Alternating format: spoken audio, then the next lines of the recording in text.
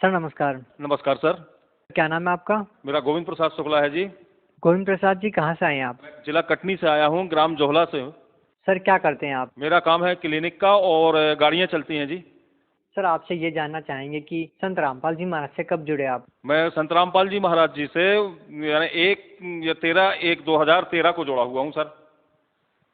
Sir 2013 में आप संत रामपाल जी महाराज से जुड़े। इससे पहले आप कोई भक्ति साधना करते थे? जी बिल्कुल, जो पैतृक भक्तियाँ थीं जैसे माता जी की, शंकर जी की और तो तुम्हारे से इनकी हनुमान जी की, ये भक्तियाँ करते थे।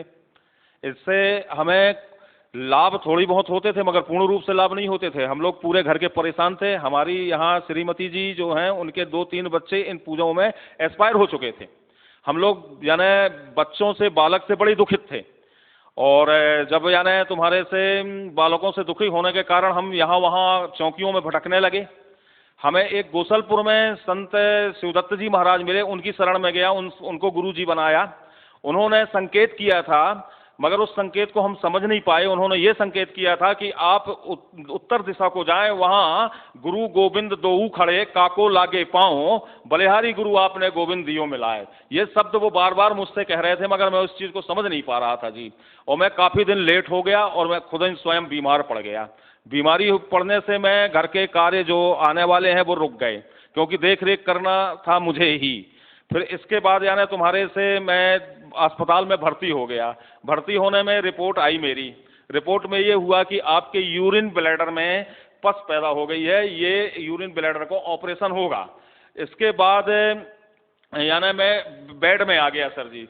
धीरे धीरे दवाइयों गोलियों से मुझे कुछ असर हुआ। एक बेटी को मैंने गोदनामा लिया है, उस बेटी को मैंने पलंग पे लिटाया था जी। इसके बाद यानी तुम्हारे से उसका कोई पैर एक रिमोट कंट्रोल पे लगता है तो साधना वो चैनल चल जाता है टीवी में। उसमें गुरु जी, यही तत्वदर्शी संत रामपाल जी ये बता रहे थे कि यानी गीता का पूरा सिलेबर बता रहे थे, अनुत्तम का अर्थ बता रहे थे और बढ़ा हुआ काल के विषय में बता रहे थे। तो वो हम लोग ब्राह्मण पद्धति से जुड़े हुए हैं, वेद को थोड़ा बहुत जाने हैं और पढ़े हैं। तो ये जो आश्चर्यजनक बात जो हुई, इसको हमने रेगुलर कंटिन्यूज देखने लगे। ये देखते देखते देखते देखते कुछ पीलियां पट्टी, लाल पट्टियां चलती थी, उसमें नंबर आता था सतलोक बरवाला आश्रम का। वहां हमने फोन लगाया जी। फोन लगाने के बाद वहां से आश्रम से किसी भक्त ने फोन उठाया और हमारा पता पूछा। पता पूछने के बाद एक धीमर खेड़ा में भगत जी थे, उनके पास फोन गया। वो धीमर खेड़ा वाले भगत जी मेरे पास फोन किए, बोले आप मुझे सुबह आके मिलो। मेरी हालत बहुत गंभीर थी, इसके बाद भी मैं गया। सर क्या बीमारी थी आपको? मेरे को बीमारी ये थी सर कि ब्लड ट्यूब में मेरे को एक प्रकार का पस आ गया था और इन्फेक्शन हो गया था। उस इन्फेक्शन को डॉक्टर लोग वो कह रहे थे कि इसमें आपको ऑपरेशन करना पड़ेगा। मगर जब उन्होंने बताया, जिसके पास फोन आया था आश्रम का, वो भी भक्त थे, उन्होंने बताया आप वहां जुड़ो, वहां जुड़ने से आपको पूरी यानी लाभ। कहाँ कहाँ पे? यानी सतलोक आश्रम बरवाला, संत रामपाल जी के शरण में आप जाइए, परमात्मा के रूप में आए हुए हैं, वो आपका रोग ठीक कर सकते हैं। उस उद्देश्य से और विश्वास से हम वहां पहुंचे। सर आपने संत रामपाल जी महाराज से नाम दीक्षा ली, क्या आपको जो बीमारी थी क्या आपको उसमें कोई राहत मिली? हाँ बिल्कुल, बहुत राहत मिली क्योंकि जब हम आश्रम पहुंचे, आश्रम पहुंचने में परमात्मा का नामदान लिया और जो उन्होंने मुझे उपदेश दिया, उस उपदेश देने के बाद उन्होंने आशीर्वाद दिया। आशीर्वाद देने के बाद तत्क्षण में मेरा ये रोग वहीं के वहीं दर्द बिल्कुल ठीक हो गया। सर आप एक डॉक्टर हैं, क्या आप मानते हैं कि मेडिकल साइंस इस बात को मानती हैं कि एक संत के आशीर्वाद देने से, नाम जाप की कमाई करने से ऐसी बीमारियां ठीक हो सकती है? साइंस नहीं मानेगा इस चीज को, मगर वेद के आधार पे, धर्म भक्ति के आधार पे ये सभी लोग मान सकते हैं। हो सकता है ऐसा, होनी को अनहोनी कर सकते हैं। परमात्मा कहते हैं, परमात्मा पूर्ण रूप से यानी सुख देते हैं। पूजा सुख के लिए की जाती है, दुख के लिए नहीं जाती। पिछली जो पूजा हम लोग करते थे उसमें काफी दुख प्राप्त होता था। सर यदि संत रामपाल जी महाराज के आशीर्वाद से, उनसे नाम दीक्षा लेने से लोग ठीक हो जाने लगेंगे तो फिर मेडिकल्स में जो भीड़ होती है वो बंद हो जाएगी, मेडिकल बंद हो जाएंगे, तो सर मेडिकल में जाएगा कौन? मेडिकल में वो जो संत रामपाल जी से जो भक्ति प्राप्त करेंगे शक्तियों के द्वारा, वेदों में प्रमाण रहित सुख देने वाला परमात्मा की जो अपन भक्ति करेंगे उससे पूर्ण रूप से हमें लाभ मिलेगा और मेडिकल लाइन में जाना ही नहीं पड़ेगा। तो फिर सर लोग संत रामपाल जी महाराज के पास ही क्यों नहीं आ जाते, क्यों अपना पैसा और समय बर्बाद कर रहे हैं? तो हाथ जोड़ के उनसे सभी से विनती करता हूं कि आप तत्वदर्शी संत रामपाल जी आए हुए हैं, आप उनकी शरण में जाके जितना भी रोग है आप पूर्ण रूप से ठीक करवा सकते हैं। सर आप खुद एक डॉक्टर हैं, क्या आपको ऐसा नहीं लगता कि किसी भी संत के आशीर्वाद देने से इतनी भयंकर बीमारियों का ठीक होना एक साधारण बात नहीं है? ये मेरे ऊपर ये बीती हुई है, मैं अपनी बीती बता रहा हूं। मैं स्वयं ठीक हुआ हूं तो दूसरे कोई ठीक हो सकते हैं जी। सर जो भी व्यक्ति गुरु धारण करता है, भक्ति करता है, तो वो निश्चित ही इस प्रकार से नाम लेता है कि उसको शारीरिक लाभ मिले, आध्यात्मिक लाभ मिले, मानसिक लाभ मिले। आपको बीमारी में राहत मिली है। हम आपसे जानना चाहेंगे कि संत रामपाल जी महाराज से नाम दीक्षा लेने के बाद आपको और क्या लाभ मिले? और हमें बहुत से लाभ मिले, जैसे हमारे परिवार के हमारा साथ नहीं दे रहे थे, वो साथ कुछ देने लगे, और धंधे और व्यापार हमारे थोड़े थोड़े बढ़ने लगे जो रुके हुए थे।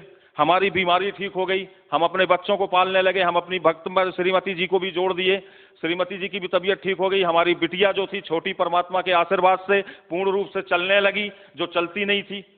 वो कारणवश मैं यहाँ नहीं लाया हूँ, नहीं जो भी है जिस भक्त समाजों को पूछना है या जगत को पूछना है या माताओं बहनों को पूछना हो तो मेरा मोबाइल नंबर ले लें और मेरे से कांटेक्ट कर लें। सर आपसे एक और बात जानना चाहेंगे। आप एक डॉक्टर हैं और स्वास्थ्य के बारे में आप अच्छे से बता सकते हैं कि किस प्रकार से हिंदुस्तान में नशा अपना प्रभाव जमा चुका है।